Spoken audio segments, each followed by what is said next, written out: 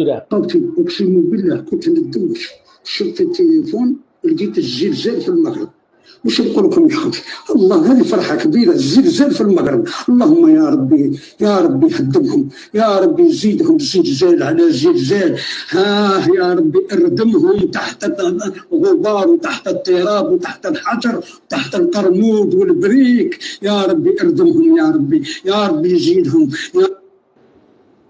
كان القرد نفع نفسه يا عم الحاج، كان القرد نفع نفسه. كنت خليتك ادعي لنفسك احسن، كنت ادعي لنفسك ان ربنا يهديك وتبقى بني ادم. يعني كنت ادعي لنفسك ربنا يهديك وتبقى بني ادم.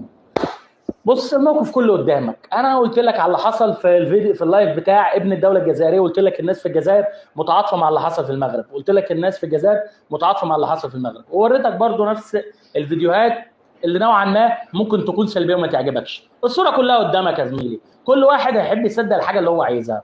وريتك ناس زعلانه ووريتك ناس شمتانه ووريتك ناس فرحانه، انت واللي عايز تصدقه. الكره في ملعبك دلوقتي، وزي ما انت عايز تصدق صدق.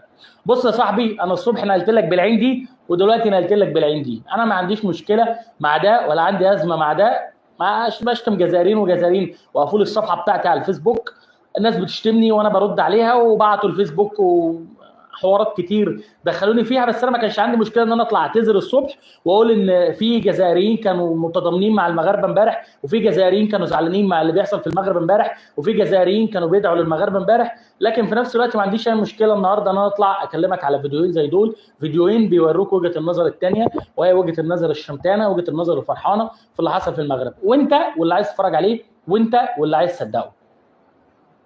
لا، هو ابن الدوله الجزائريه الشهاده لله ما عملش شماته. ابن الدوله الجزائريه امبارح على حسب كلامه اللي هو كاتبه في التعليقات ان هو حتى لو عنده مشاكل مع المغاربه مش هيشمت فيهم.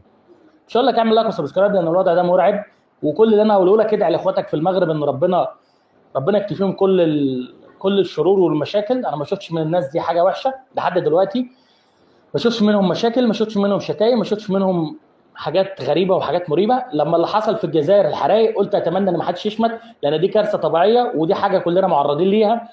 واللي حصل في المغرب برضو نفس الكلام، حتى لو عندك مشاكل سياسيه، حتى لو عندك ازمات مع يوتيوبر، حتى لو عندك مشاكل مع ناس، بس في ناس بتموت تحت الانقاض ملهاش اي ذنب بكل المشاكل بتاعتك مع المغرب، وما لهمش اي ذنب في كل الحاجات اللي بتحصل ما بينك وبين المغاربه، وما لهمش اي ذنب مع اليوتيوبر، ما لهمش اي ذنب في كل ده. الناس اللي بتموت لا هي عماد فواز ولا هي انس تيوب ولا هي اسلام ولا هي مش عارف فلان ولا هي فلان، الناس اللي بتموت ناس ملهاش ذنب وناس ملهاش اي علاقه بالمشاكل اللي انت رايح معاهم فيها. يعني انت عندك مشاكل مع ناس، الناس اللي بتموت ما عندهاش مشاكل معاك. الاطفال اللي بتموت والناس اللي بتموت تحت الانقاض والناس اللي بيتم انتشالها من الزلزال ما عندهمش اي مشاكل معاك. واتمنى انك تفهم انك عندك مشكله مع بشر مش لازم تعمم، وان لازم ان كل الناس يكونوا تتمنى لهم حاجه وحشه. اما بالنسبه للراجل العجوز اللي بيدعي ده، ادعي لاخرتك يا حاج، ادعي لاخرتك يا حاج، ادعي لاخرتك.